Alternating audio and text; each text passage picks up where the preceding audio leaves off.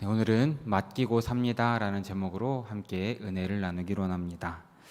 오늘은 우리가 이제 출애굽기 말씀을 함께 보기로 하는데요. 출애굽기는 다들 아시다시피 히브리 민족의 이민 이야기로부터 시작이 되어서 이스라엘 백성들이 이집트, 애굽을 떠나는 이야기를 나누고 있습니다. 이 모세는 이집트에서 이민 생활을 하던 히브리 민족에게서 태어났다라는 것을 우리는 알고 있습니다. 이 이민하니까 저도 이제 친구들에게 가끔 물어보는데 외국에서 공부하는 친구들이 많이 있습니다. 이야기를 하다 보면 처음부터 거기에서 뼈를 묻을 각오로 간 친구들은 거의 없습니다. 공부를 하고 기반을 마련하고 아이들이 성장할 때까지 조금 있다 보니까 그 여차저차해서 5년이 되고 10년이 되고 지금까지 15년 정도 됐다는 친구들도 있게 됩니다. 그래서 그냥 미국계 한국인으로 살게 되고 특별한 일이 없으면 그냥 그곳에 계속 머물러서 살게 될 것 같다라고 고백을 합니다. 지금 우리가 읽고 있는 오늘 함께 본 출애굽기에 있는 이 모세가 태어날 무렵에 야곱의 자손들, 이 이스라엘 백성들이 그랬던 것이죠. 야곱의 가족이 처음 이집트에 이주했을 때만 할지라도 그저 이 대흉년만 피하고 다시 나와야겠다라고 생각했을 수도 있습니다. 하지만 시간이 흐르는 가운데 그들은 다시 고향으로 돌아가는 것을 차일피일 미루게 되었죠. 그리고 400년이 넘는 세월 동안 대를 이어가면서 이 이집트란 곳에 머물게 되었다라는 것입니다. 하나님께서 아브라함에게 주신 이 가나안 땅에 비해서 이집트란 곳은 매우 비옥하고 풍요로웠던 것 같습니다. 게다가 요셉을 신뢰하고 존중하는 이집트 통치자들의 호의로 말미암아 이 히브리 사람들은 전쟁의 위협이나 어려움으로부터 안전하게 보호받고 그렇게 생활할 수 있었던 것이죠. 아무도 넘볼 수 없는 당시 강대국의 그늘 아래 편안하게 사는 것을 마다하는 사람은 아마 없었을 것입니다. 이 대목에서 우리는 이 풍요와 안전이 어쩌면 영적으로는 위험할 수도 있겠다라는 것을 깨달아야 되는 것이죠. 이집트에서 아무 걱정 없이 편안하고 풍요롭게 하루하루를 지내는 동안 이스라엘 백성들은 그들의 조상인 아브라함이 하나님께 받은 이 소명을 잊어버리고 말았던 것입니다. 아브라함의 소명이 무엇입니까? 우리 창세기 12장 1절에서 3절까지 말씀을 함께 읽어보기 원합니다. 함께 읽습니다. 여호와께서 아브라함에게 이르시되 너는 너의 고향과 친척과 아버지의 집을 떠나 내가 내게 보여줄 땅으로 가라. 내가 너로 큰 민족을 이루고 내게 복을 주어 내 이름을 창대하게 하리니 너는 복이 될지라. 너를 축복하는 자에게는 내가 복을 내리고 너를 저주하는 자에게는 내가 저주하리니 땅의 모든 족속이 너로 말미암아 복을 얻을 것이라 하신지라. 아멘. 아브라함은 이렇게 하나님으로부터 소명을 받고 풍요와 안전을 내려놓고 하나님이 부르시는 곳으로 한 걸음 한 걸음 이동합니다. 그리고 그 과정 가운데 여러 고난을 당했던 것도 우리는 말씀을 통해 깨닫고 있습니다. 하지만 아브라함은 편안하고 풍요롭게 살기보다는 고생스럽고 어려운 길일지라도 하나님의 부르심을 따라 사는 길을 택한 것이죠. 하지만 아브라함의 자손들은 하나님의 약속과 소명을 외면하고 풍요와 안전을 택하고 그냥 머물러 버렸던 것입니다. 그리고 여기에서 또 하나의 질문이 떠오릅니다. 이렇게 아브라함을 갈대아 우르에서 불러내셨던 하나님은 대체 왜 이스라엘 백성이 400년이 넘는 그 기간 동안 이집트에서 풍요와 안전에 취해 있도록 그냥 내버려 두셨겠습니까? 우리가 하나님의 마음을 다 알 수는 없지만 한 가지 짐작되는 부분은 있습니다.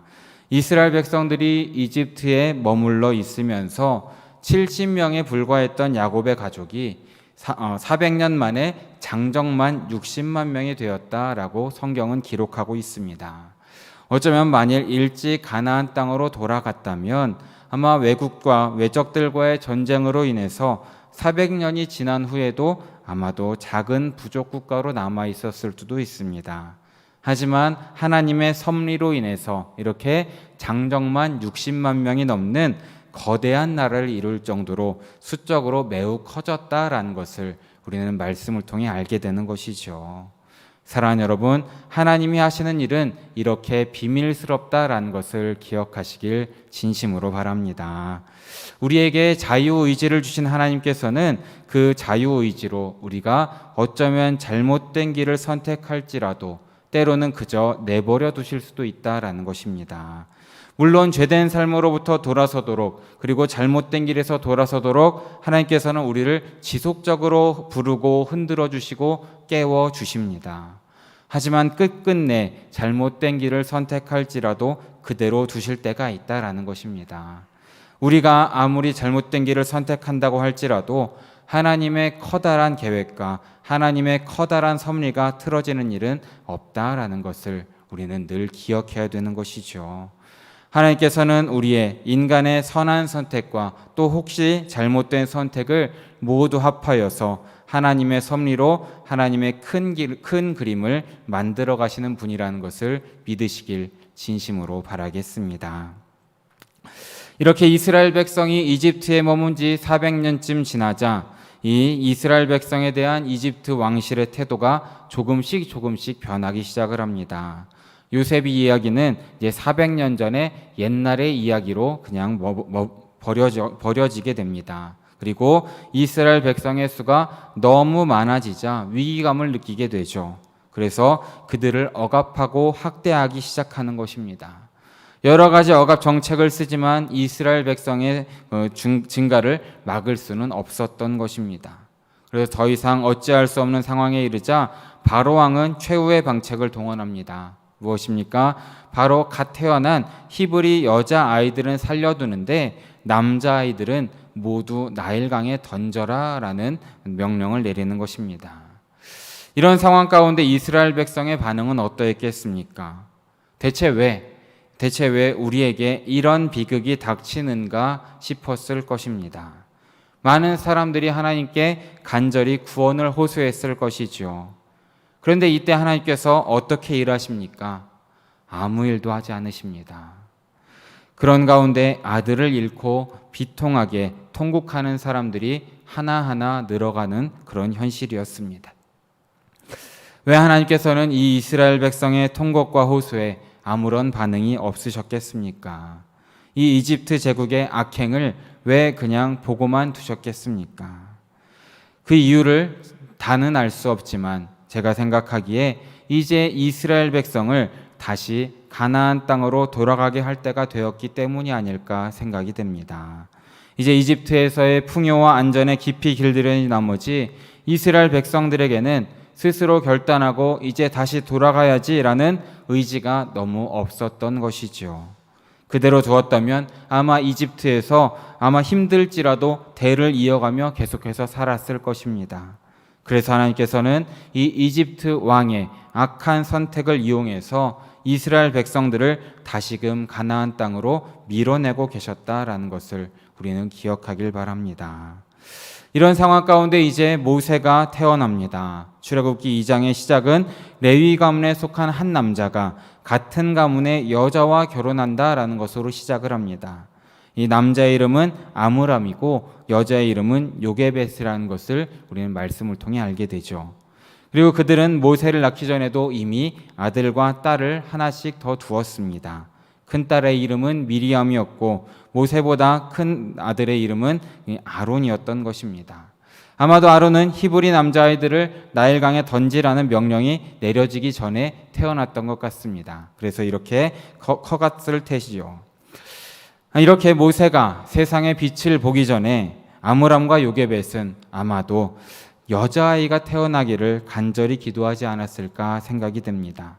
왜입니까? 사랑하는 아이를 나일강에 던지고 싶지 않았기 때문이죠.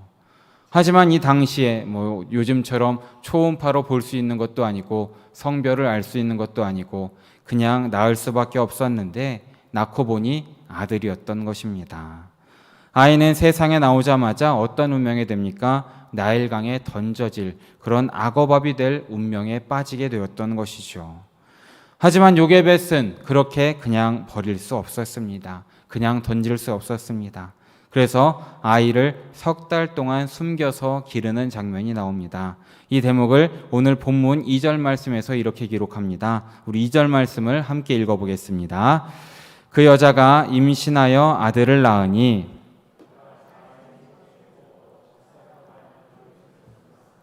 아멘. 성경은 요게벳이 아이를 숨겨 기른 이유에 대해서 잘생겼기 때문이다 라고 기록하고 있습니다. 그런데 우리가 생각해보면 갓 태어난 아이가 잘생기면 얼마나 잘생깁니까? 다들 한 번씩 출산의 경험이 있으셔서 아시겠지만 갓 태어난 아이는 죄송한 얘기지만 그렇게 사람의 형상이 아니다라고 생각이 들 정도로 그런 모습도 있습니다. 그리고 우리가 생각해보면 엄마 눈에 잘생기지 않은 아이가 몇이나 되겠습니까? 정말 너무나 예쁘고 너무나 귀한 아이죠. 그런데 이 그가 잘생긴 것을 보고라고 굳이 기록한 이유는 아마도 이것은 외모가 특별히 뛰어났다기보다는 요게벳이 이 아이에게서 뭔가 특별함을 느꼈기 때문에 이렇게 기록하지 않았을까 생각이 됩니다. 그래서 우리는 말씀을 통해 이후 펼쳐지는 모세의 인생을 통해 이러한 사실을 유추할 수 있는 것이죠. 모세는 하나님의 특별한 계획 가운데 준비된 아이였던 것입니다. 그러면 그 사실을 감지할 수 있도록 어떠한 사인을 주셨을 것이고 이유를 명확히 말할 수는 없지만 이 아이를 정말 꼭 살려야겠다라는 생각이 요게벳에게 들었던 것입니다. 하지만 언제까지고 이렇게 숨기고 살 수는 없었던 것입니다. 3달 동안 아이를 숨겨 기르면서 요게벳은 정말 여러 가지로 궁리를 했을 것입니다. 하지만 아무리 생각해도 방도가 없었던 것입니다. 그래서 어떻게 합니까? 결국에는 나일강에 던지게 되는 것이죠. 우리 3절 말씀을 함께 읽어보겠습니다. 함께 읽습니다. 더 숨길 수 없게 되매 그를 위하여 갈대 상자를 가져다가 역청과 나무진을 칠하고 아기를 거기 담아 나일강과 갈대 사이에 두고. 아멘. 갈대로 만든 상자 하나를 구합니다. 그리고 역청과 나무진을 발라서 물이 새지 않도록 하고 그 속에 아이를 이어서 나일강에 띄웠다라는 것입니다. 본문의 저자는 이 대목을 담담하게 적고 있지만 이 행간의 생략된 내용을 상상하면서 읽으면 참 가슴이 아리고 아픈 것은 사실입니다. 저도 결혼 전에는 이 대목을 읽으면서 솔직히 별 감정 없이 읽을 때가 너무 많았습니다. 그런데 지금에 와서 아들 둘을 낳고 이제 둘째가 다음 달이면 2돌을 맞이하는데 정말 눈에 넣어도 아프지 않겠다라는 말을 이제 실감하는데 이런 상황에 있어서 이 대목을 다시금 읽어보니 너무나 마음이 먹먹했습니다. 너무나 가슴이 아려웠던 것이죠. 3달 된 아기, 정말 100일밖에 안 된 아기를 갈대 상자에 넣어서 강물에 띄워 보내야 한다는 것이 엄마로서 또 부모로서 얼마나 슬프고 고통스러운 일이었겠습니까?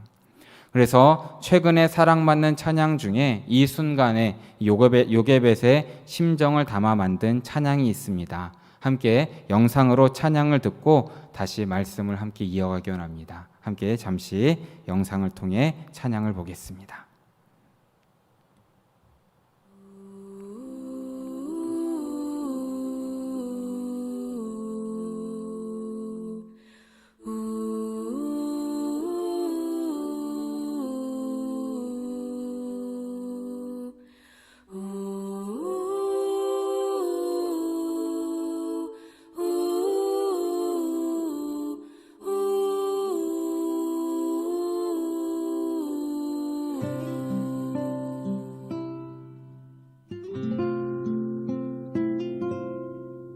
작은 갈대 상자 물이 새지 않도록 역청과 나무진을 칠하네. 어떤 마음이었을까 그녀의 두 눈엔 눈물이 흐르고 흘러 동그란 눈으로 엄마를 보고 있는 아이와 입을 맞추고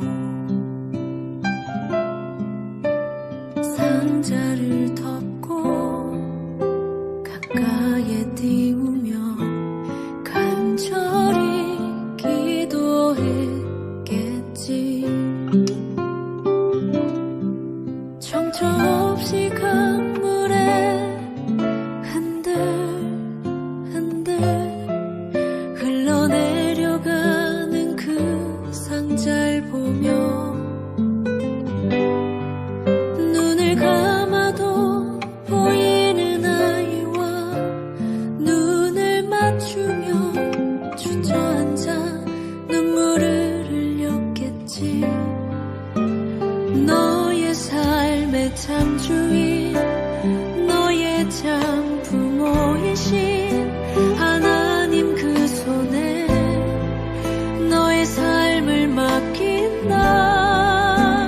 너의 삶의 창조인 너를 이끄시는 주 하나님 그 손에 너의 삶을 드린다.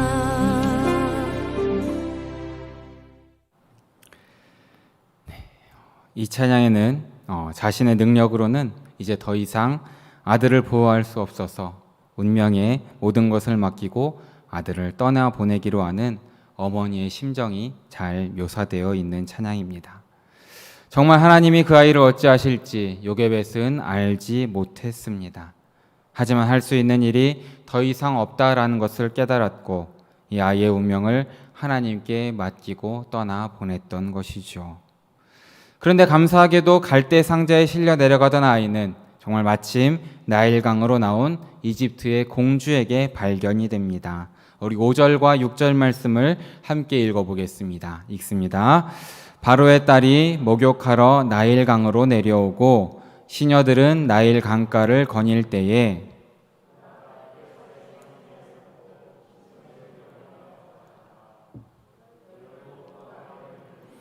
아기가 우는지라 그가 그를 불쌍히 여겨 이르되 이는 히브리 사람의 아기로다. 아멘. 공주가 아이를 보고 불쌍히 여겼다라는 이 대목을 보면 하나님이 이 공주의 마음을 만지신 것이 아닐까라고 생각이 됩니다. 아무리 공주라 할지라도 히브리 남자아이에 대한 이 다 죽이라는 명령을 어기기라는 쉽지 않은 일이었을 것입니다. 이 대목에서도 하나님이 만지심이 우리는 볼 수 있는 것이죠. 그리고 그때 모세의 누이 미리암이 요게벳 엄마를 유모로 소개했고 요게벳은 죽은 것이나 다름없던 아들을 다시 품에 안고 키우게 되는 것으로 오늘 본문은 마무리되는 것입니다.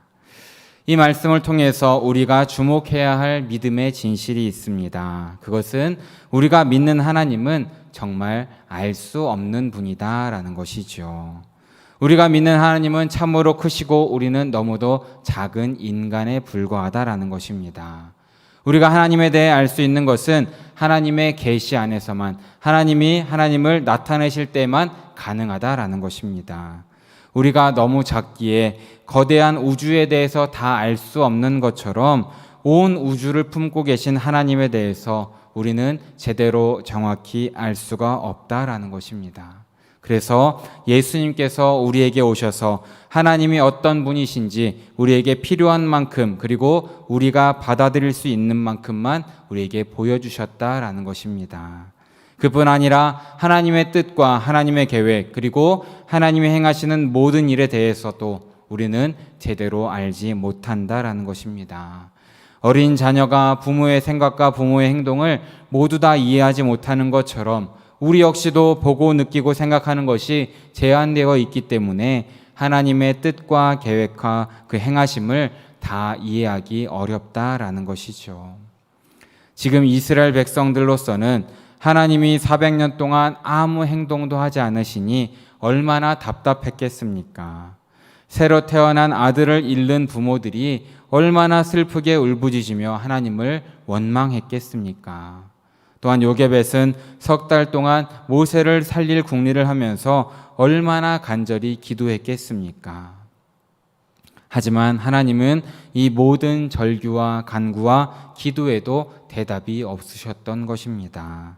그 침묵의 기간 아마도 많은 사람들이 믿음을 잃었을 것이죠. 더 이상 하나님을 믿고 의지할 이유가 없다라고 생각했을 수도 있습니다. 사람의 짧은 시야 안에 하나님의 그 커다란 손길이 다 보이지 않았기 때문입니다. 출애굽기 3장에 가서 하나님께서 이 모든 상황을 지켜보고 계셨다라는 사실이 드러나고 적혀 있습니다. 하지만 하나님께서 왜 이렇게 즉시 응답하지 않으셨겠습니까? 바로 하나님께서는 따로 계획이 있으셨기 때문입니다. 하나님께서는 사람들로서는 짐작도 할 수 없는 커다란 계획과 커다란 섭리를 가지고 계셨음을 믿으시기 바랍니다. 그런데 우리가 그 계획을 안다면 지금 우리가 당하는 고난과 아픔을 잘 견딜 수 있을 것 같습니다. 하지만 불행하게도 하나님의 계획은 우리에게 알려지지 않은 채 가려져 있을 때가 더 많은 것도 사실이다라는 것입니다. 그럼 우리가 이렇게 하나님의 계획을 다 알지 못하고 정말 우리 삶 가운데 아픔과 고통이 너무나 많은데 우리가 택할 수 있는 대안이 무엇이 있겠습니까? 그것은 바로 그냥 하나님께 맡기고 살아가는 것이다 라는 것을 기억하시길 진심으로 바랍니다. 그냥 하나님을 믿고 의지하시길 바랍니다. 우리가 하나님의 계획을 모두 자세히 알 수 없지만 지금 우리가 당하는 이 고난도 슬픔도 아픔도 하나님의 계획 안에 있다라는 것을 믿고 하나님을 의지하고 따라가시는 우리 사랑하는 성도님들 모두 되시길 진심으로 바랍니다. 그래서 히브리서 말씀은 이 믿음에 대해서 이렇게 표현하고 있습니다. 우리 히브리서 11장 6절 말씀을 함께 읽습니다. 믿음이 없이는 하나님을 기쁘시게 하지 못하나니 하나님께 나아가는 자는 반드시 그가 계신 것과 또한 그가 자기를 찾는 자들에게 상 주시는 이심을 믿어야 할지니라. 아멘. 여기서 히브리서 저자는 하나님을 믿는데 꼭 필요한 두 가지를 말해주고 있습니다. 하나님은 하나님이 계시다는 사실을 믿어야 하고 다른 하나는 하나님의 선하심을 믿어야 한다라고 우리에게 말해주고 있습니다. 이 둘은 결코 같지 않습니다. 우리 주위에도 하나님의 존재하심을 믿고는 있지만 많은 고통과 많은 아픔으로 인해서 하나님이 자신에 대해 분을 품고 있다라고 생각하는 분들이 참 많이 있는 것입니다. 하지만 사랑하는 성도님들, 예수님의 삶과 죽음으로 보여주신 것은 우리를 향한 무한하신 하나님의 사랑이다라는 것을 믿으시길 진심으로 바랍니다. 그리고 십자가는 우리를 향한 하나님의 선하심과 하나님의 사랑을 지금도 증언하고 있는 것이죠. 따라서 하나님을 믿고 따른다라는 것은 어떠한 경우에도 하나님이 우리를 사랑하신다는 그 사실을 믿고 하나님께 전적으로 맡기고 사는 삶이다라는 것을 기억하시길 바랍니다. 그렇기 때문에 믿음이라는 것은 알 수 없는 하나님을 믿고 따라가는 모험이라는 것을 기억하시길 바랍니다. 오늘날 많은 사람들이 기독교 신앙에 대해 오해하는 것 중에 하나가 모든 것을 다 알고 모든 것을 이해해야 한다라는 생각입니다. 하나님에 대해서도 이해해야 믿을 수 있다고 생각하고 하나님의 뜻에 대해서도 미리 알고 이해해야 좀 순종할 수 있다라고 생각을 합니다. 하지만 이것은 어쩌면 인간의 교만일 수도 있다라는 것입니다. 인간의 머리로 다 이해할 수 있다면 그분은 하나님이 아닐 수도 있습니다. 우리가 다 미리 이해할 수 있다면 그것은 하나님의 뜻과 계획이 아닐 수도 있다라는 것입니다. 우리가 믿고 있는 하나님 그리고 기독교 신앙은 정말 머리로 이해하는 것이 아니라 이해할 수 없는 하나님을 믿고 의지하고 보이지 않는 하나님의 손에 맡기고 순종하는 가운데 하루하루를 살아가는 것이다 라는 것을 믿으시길 진심으로 바랍니다. 그렇게 살아갈 때에 간혹 멈추어 되돌아볼 때 하나님의 계획 가운데 하나님의 섭리 가운데 우리의 삶을 하루하루 인도하고 계심을 우리는 믿고 깨달을 수 있다라는 것입니다. 스위스의 의사이자 작가인 폴 투르니에라는 사람이 모험으로 사는 인생이라는 책을 썼습니다. 이 책에서 한 친구의 말을 이렇게 인용을 합니다. 내가 할 일은 백지의 하단에 서명하는 일이라는 걸 깨달았습니다. 하나님이 뭐라고 쓰시든 난 그대로 할 것입니다. 내 인생이 계속되는 동안 하나님이 이 백지 계약서에 뭐라고 쓰실지는 모르겠지만 어쨌든 난 오늘 서명을 했습니다 라고 적었습니다. 이 이야기를 전하면서 투르니에 박사는 세상에서 가장 가치 있는 일은 하나님의 인도를 받는 모험이다 라고 말을 합니다. 하나님의 인도를 받는 삶, 이것을 모험이라고 부르는 이유는 우리로서는 하나님의 계획을 정확히 모두 알지 못하기 때문이죠. 하나님이 어떤 계획을 갖고 계실지, 우리를 하루하루 어떻게 인도하실지, 무엇을 행하실지 알지 못하면서도 우리가 전적으로 하나님을 신뢰하기 때문에 하나님께 우리의 인생을 맡기고 따라가는 것, 그렇기 때문에 모험이다라고 우리에게 말해주고 있습니다. 그러면서 투르니에 박사는 기독교 신앙의 본질에 대해서 이렇게 요약하고 있습니다. 우리 삶의 방향타를 하나님의 손에 맡기고 하나님께 우리의 삶의 방향을 의탁하고 우리가 혼자서 삶의 방향을 정할 능력이 없다라는 것을 고백하고 하나님이 우리의 삶의 방향을 인도해 주기를 간구하는 것, 그것이 기독교 신앙의 본질이다라고 고백하고 있습니다. 이집트에 살던 이스라엘 백성들 중에는 400년 동안 침묵하신 하나님에 대해서 의심하거나 불신하는 사람들이 많았겠지만 그럼에도 불구하고 여전히 하나님을 신뢰하고 의지하기를 포기하지 않는 사람들도 많았을 것입니다. 자신이 분별할 수 없는 범위 안에 하나님의 손길이 보이지 않고 왜 도대체 하나님이 침묵하시는지 다 알 수 없지만 그럼에도 천지를 창조하신 하나님께서 우주를 운행하시고 인류 역사를 다스리고 계시다는 그 믿음을 끝까지 포기하지 않았던 것입니다. 지금 당하는 고난이 무슨 의미인지 정확히는 알 수 없지만 자신의 인생이 알 수 없는 하나님의 알 수 없는 계획에 있다는 것을 믿고 그 모든 고난을 감당하고 살았던 것이죠. 아마 모세의 어머니인 요게벳이 이런 소수의 신앙인들 중에 하나였을 것입니다. 요게벳도 역시 하나님을 이해할 수 없었고 하나님의 뜻과 계획을 알지 못했지만 그럼에도 하나님이 계시다는 사실을 끝까지 믿었고 하나님이 우주를 운행하시고 인류의 역사를 다스리고 계시다는 그 사실을 믿었던 것입니다.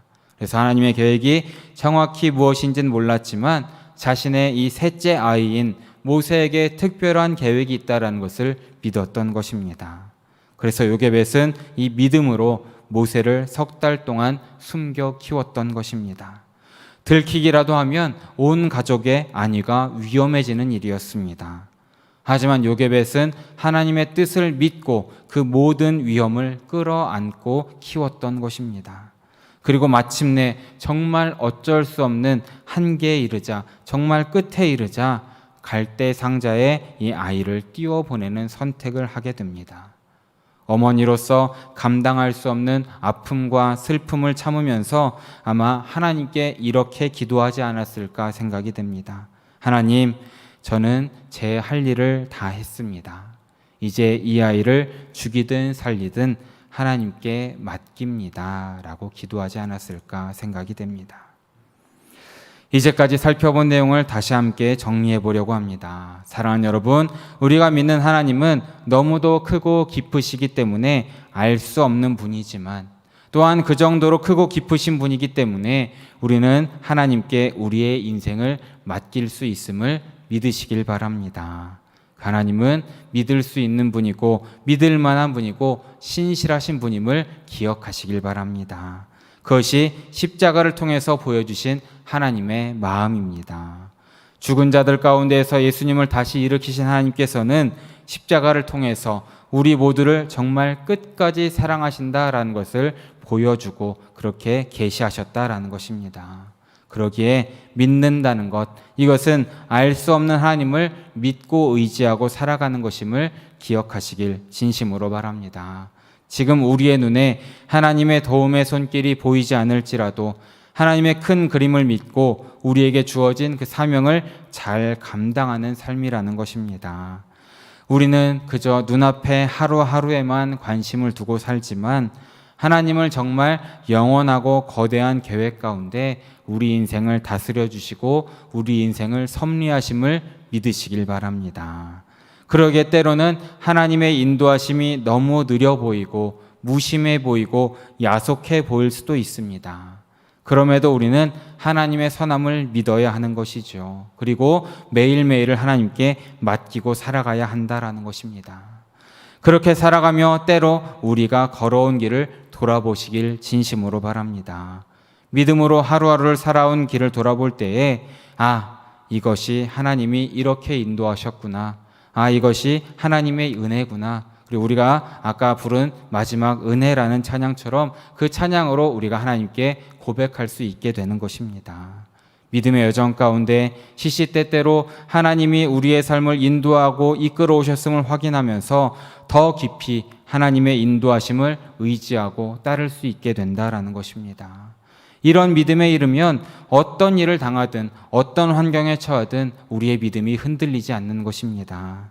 일이 잘 풀린다고 해서 내가 잘했으니까라고 교만하지 않고, 또한 일이 잘 안 풀린다고 해서 하나님이 도와주지 않으시니까라고 실망하지 않는 것입니다. 간절한 기도에 침묵하신다고 해서 낙심하지도 않죠. 침묵 역시도 하나님의 응답이라는 것을 경험하기 때문입니다. 사랑하는 여러분, 우리는 이런 하나님을 믿고 살아가시길 진심으로 바랍니다. 온 우주를 지으시고 우주를 운행하시는 하나님, 아들 예수 그리스도를 죽은 자들 가운데서 일으키시고 그 사랑을 보여주신 하나님을 믿고 살아가시길 진심으로 바랍니다. 그러기에 우리가 할 것은 하나님의 손 안에만 있으면 되는 것입니다. 하나님이 인도하시는 길만 따라가면 되는 것입니다. 하루하루 하나님의 손길에 우리의 삶을 맡기고 살면 되는 것입니다. 그러면 어떤 것도 걱정이 없습니다. 혹시라도 때로 이해할 수 없고 견디기 힘든 일을 만나시거나 어떤 위협에 빠질지라도 너무 걱정하지 마시기 바랍니다. 우리가 믿는 하나님은 죽음보다 크신 하나님이라는 것을 믿으시길 진심으로 바랍니다. 그러기에 하나님의 손 안에 있으면 죽음도 문제 없다라는 것이죠. 그 믿음으로 매일매일 한 걸음씩 걸어가는 것, 그것이 믿음입니다. 죽이든 살리든 맡기며 삽니다 라고 하나님께 고백하시면서 오늘 우리에게 주어진 우리의 삶을 감당하고 은혜를 누리면서 살아가는 길, 그것이 어쩌면 아주 위험한 모험 같지만 하나님께 맡기고 사는 것이야말로 가장 안전하고 확실한 길이다라는 것을 믿으시면서 우리의 인생 전체를 하나님께 맡기고 살아가시는 우리 사랑하는 영일의 성도님들 모두 되시기를 진심으로 바라고 축원합니다. 함께 기도하겠습니다. 사랑해 주님 너무나 감사합니다. 주님, 우리가 이 시간 또 주님께서 말씀하시는 그 말씀을 통하여서 또 많은 은혜를 나누게 해주심에 너무나 감사드립니다.